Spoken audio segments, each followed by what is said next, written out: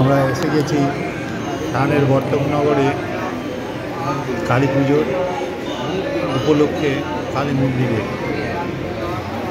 বর্তকনগর সম্মিলনী কালীবাড়ির উদ্যোগে কালী পুজো।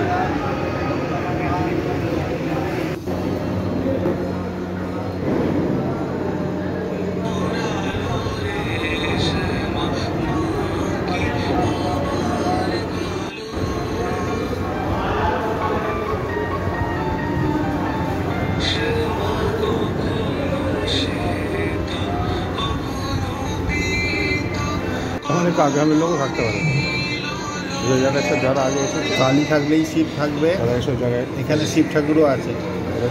শিবের মাথায় লোকে জল ঢালছে। মানুষের মধ্যে প্রচুর উন্মাদনা, প্রচুর মানুষের সমাগম।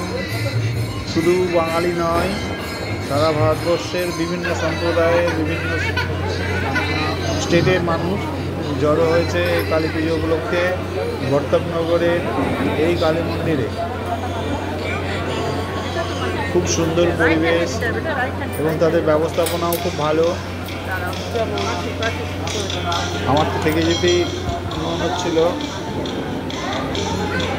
এত সুন্দর এদের কাজকর্ম, মানুষের সহযোগিতা এবং পার্টিসিপেশন দেখবার মতো।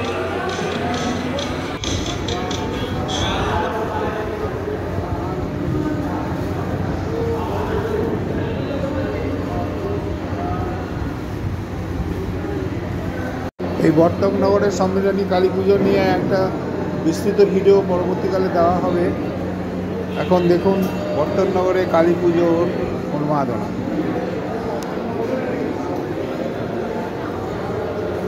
খুব সুন্দর আছে, দেখ কত ভেতরে ভেতরে কোথায় কোথায় আছে।